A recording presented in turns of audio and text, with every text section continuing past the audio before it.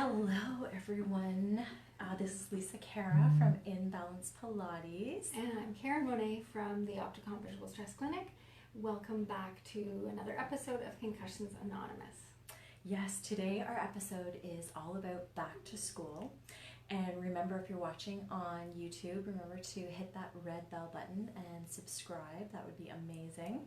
And on Facebook, feel free to share it with people in your circle and who may also be helped with this information. Exactly. So back to school, back to fall, getting all that change of routine going on. New routines. New routines, new stresses. I find back to school can have like a bit of anxiety, even if you have not had a concussion. Just that energy of having to listen to new teachers, new friends, new teachers. There's a lot of stress that goes on. So add that normal stress to having a concussion and it can make things pretty difficult. So exactly. We're here to help. So today we're talking to you about back to school, and we have a lot of points we want to talk about: socializing, anxiety, pacing yourself, vision issues in the classroom, learning and attention difficulties that may be more difficult to manage. So start with pacing. So just knowing that you're going to be back into a time where you're going to really have to focus on pacing and just being really mindful and knowing yourself, knowing when those triggers, when you start to feel symptoms coming on, and everyone's kind of different with what things cause them to flare up, but knowing how that feels when you've pushed it too much. What are your limitations, when to stop before you get to that point? Exactly, so being really, really aware and just really pacing. So we do have a great episode back on our show here that's all about pacing, so feel free to, we can link that up, but it's definitely in there. But you're going to be going back to really knowing yourself and knowing where you need to slow down. And planning ahead is really important. I'm back to school, my children are back to school, and lunches. We didn't have to make lunches all summer, but now we do. So we have to think about, what do I need to buy for groceries, a little bit of extra. Exactly. What do I need to do for pre-cutting those vegetables. Just having things prepared so that it's easier to put together. That will reduce the overall stress. I was listening to John Tesh on the radio the other day. Not that I listen to that very often. I skip all over the radio stations. And he was talking about stress and how just by planning out your day, your brain doesn't need to work so hard to think about what it needs to do next. Exactly. Having a schedule, taking out those decisions. Having a routine, your brain will not need to spend that much energy. And their research showed that those that followed a routine and those that didn't, the ones that followed it had much less stress in their lives. They had much less brain neurological difficulties as the ones that were giving random tasks to do. There was no routine. It was really quite difficult. So yes, pacing, planning, that's all in our pacing show actually. So and eating well. Eating well, So along with pacing and planning, we definitely have our next tip is all about being prepared with proper food and hydration, and the kind of what goes along with that is just being able to take out that decision-making fatigue. So when it comes to food, when it comes to healthy snacks, when it comes to your clothes, right? Maybe take a night where block your time where you can go into your closet, pick out a couple outfits, have that ready so that you're just taking out one more. And we're at a switch of the season right now. We're switching from summer to fall. So, and I haven't done it yet. I know that some people in our office have already, but switching out the wardrobe, that doesn't mean you have a whole closet full of one season, but just moving aside the things that you know you're not going to use to the ones that you will use, it makes that decision even less. And that goes for you, your less children. Clutter in your mind. Just getting that whole routine better. So yes. Now, not doing that leads to anxiety that it's not done, which is our next subject. Anxiety. Huge topic for back to school and back to school with a concussion, because you're adding a whole other ball of anxiety to deal with. So anything that you would normally use to help simmer down your anxiety, you're going to that. So whether it's, you need to do a certain amount of exercise, eating healthy, mindfulness, meditation. Planning your homework time. Yes. Or your children's homework time. Yes. Getting help with your children's homework time. Yeah. Yeah. A big thing with me, I find with the timing is just getting used to reverse engineering your timing. So if you know that, a class starts at a certain time, you have to reverse engineer, okay, when do I have to leave my house? How long is my commute? When do I have to be out of the shower by? When do I have to, right? Each so one that, of those steps. Yeah, and Checklist. really feel like you're successful and you've mastered, part of your morning just by having that flow for time and routine and rhythm. Yeah, and it may be a change that to do this routine, to reverse engineering this time frame, but you'll find that your anxiety will go down as you know, okay, I'm on schedule.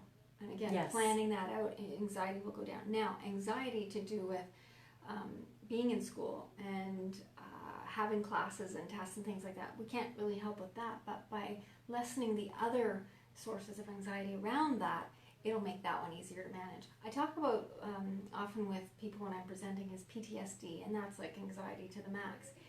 With what we do in the clinic, if we can lower the level of hyperexcitement, then there's more room for, there's a bigger buffer.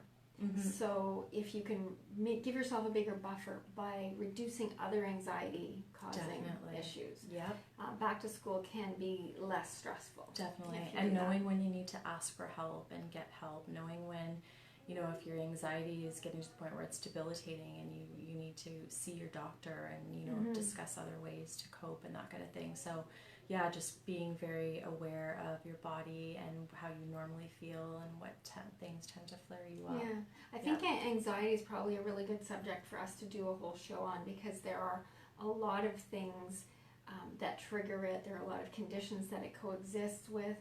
There are anxieties that come from the concussion itself, like it is a bit of a PTSD, leading to that stress of dealing with things like driving afterwards, or being in touch with people who maybe have been a part of your injury. So I think that's a good topic for another show. Exactly, and we've even said, if you've had a car accident and it happened to be on the route where you travel to get to school, having to pass that, drive that same way, or there's so many hidden little things that if you haven't had to deal with this, you have no concept of the daily things that people have to get through. And again, if you're on the spectrum of being not empathetic, you will just see that person and think, suck it up, buttercup. Yeah. But that is not handling the bigger picture. It's not helping them. It's not helping, Yeah, and we've talked in the past about awareness and being aware of the triggers that cause you to be uncomfortable, to lead to that anxiety. If you're aware that a trigger on your route to school is a certain location, well, then you know that. You can do something about it. You can change the route. You can look at ways or know ahead, okay, this is coming. I'm going to prepare myself for it. So, it's important to address and identify the triggers that go to your anxiety, and then addressing them. And if you're the type of person that gets fairly easily startled, if you're having a lot of visual symptoms and you get easily startled by things coming into periphery, knowing what things can modify to help you. So if, having a hoodie that you can put up over your head, or having a baseball cap. Skater boy. Yes, and then being able to talk to your teachers with the reasons why you might have to modify. Right. I'm not doing this because I don't want to talk to you. I'm doing this because I'm trying to filter out all the rest of the chaos so that I we can can't deal with. On you. Exactly. Or if you have, got to the point where you have flared things up and now you're just kind of at that point where you're just staring off into space. Again, being able to have that dialogue with your professors and teachers and close friends that, we were talking a bit about that earlier when we were planning what we were going to talk about today. And who do you tell? How many people do you tell about your invisible disability, which is going on with your concussion? It is important to share so that people understand, but sometimes you worry about oversharing. And people thinking that, well, she's going on about that concussion again. Talk to a professor. It's important that they know that this might be something that is causing you a bit of extra stress, and so that they can empathize a bit more with your situation. And that's your professor if you're in school, but what about as a parent of students who have had concussions? Please talk to your children's teachers about that, because any pre-existing learning difficulty or attention difficulty or maybe migraines that were existing before a concussion, if say the concussion happened in the summer, these types of conditions can be made worse by a concussion. So you may not have noticed it in the summertime when they're not in class, but then all of a sudden they're back in the classroom and they're complaining about not able to focus, difficulty with the screens, the whiteboard, the lights, having more difficulty reading. These are all signs that the concussion has made some of these pre-existing conditions, which may have been managed fine before. You may have had no problem with them, except knowing that they existed and you maybe needed to modify things a little bit. It may be much worse now. So, if they've had any type of concussion in the summer, it's imperative that you talk to the teachers, you see an optometrist. And even, from a teacher, just from a behavioral standpoint, if a teacher's suddenly wondering, why is this child being difficult? Why are they not listening? Out? Why are they staring off in space? Why are they not eating all their lunch? Why are they so distracted that they can't even, right?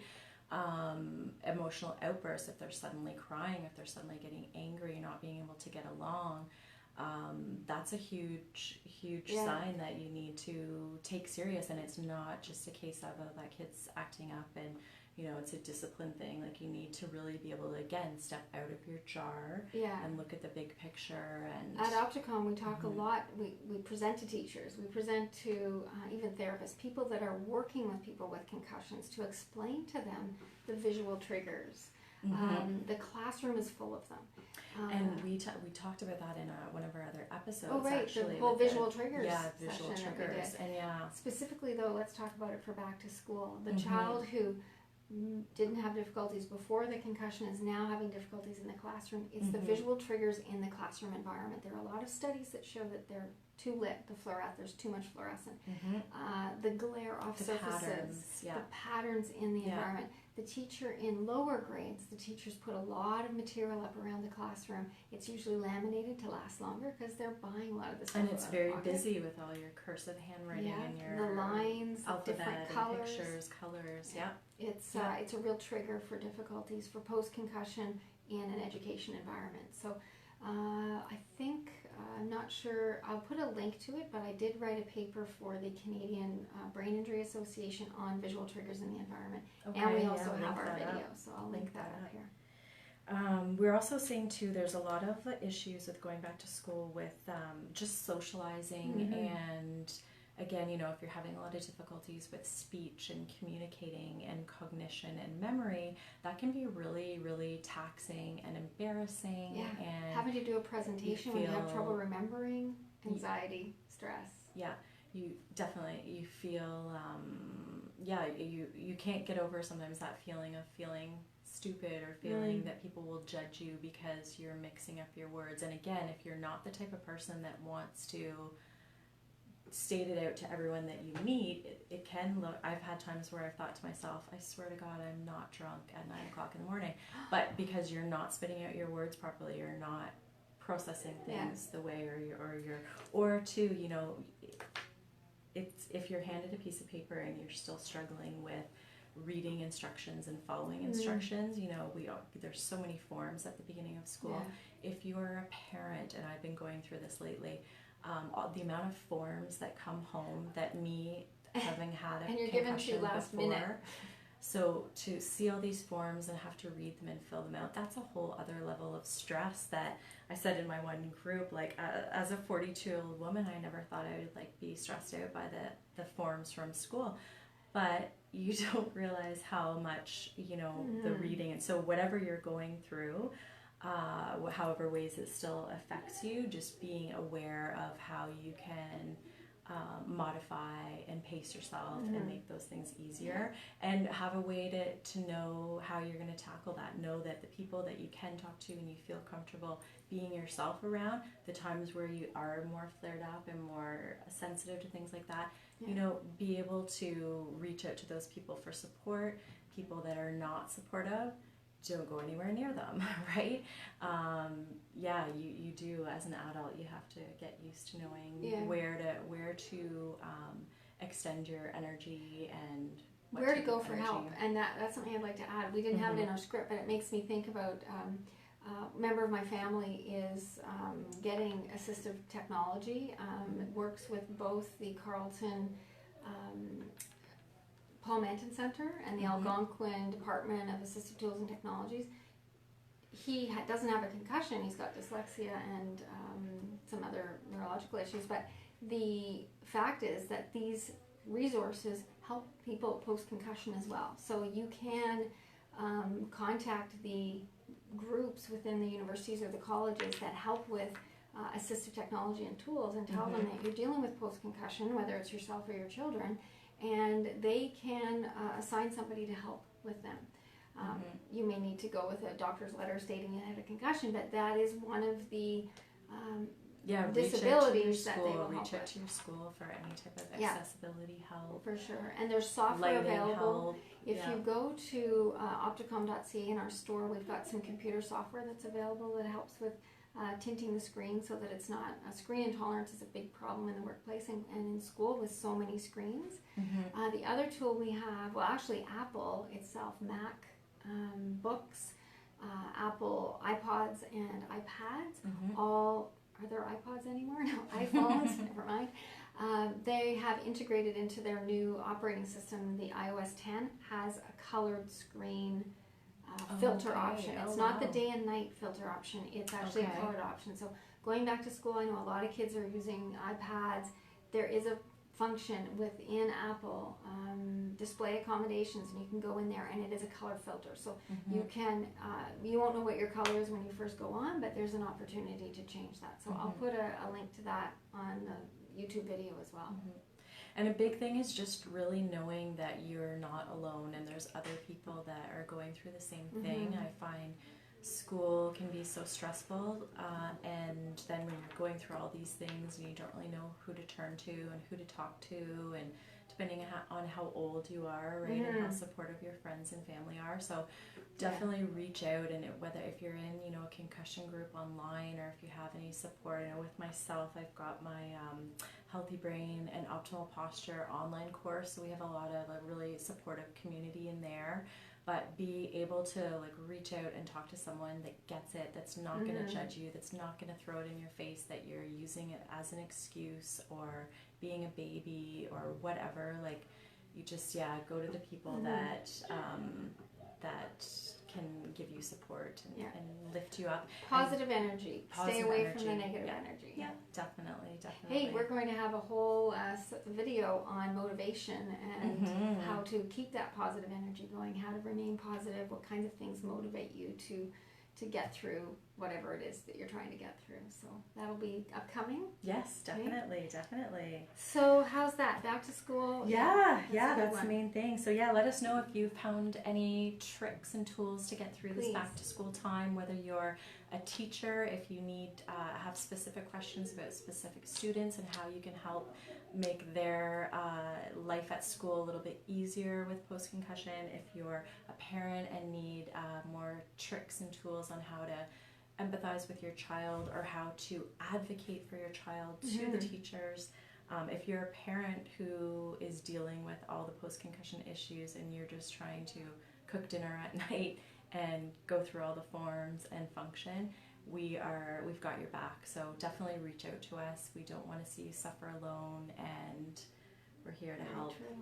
Good. All right. Well, thank you for tuning in, and thank you, Lisa. It's great working with you. This is so fun. We just love doing this because we know we're helping. We know that what we're sharing are important hints, tips, tricks, information, and we really hope that it helps. Please stay in touch and ask us your questions, and we'll look at including answers in our next sessions and maybe having one specifically to address that question.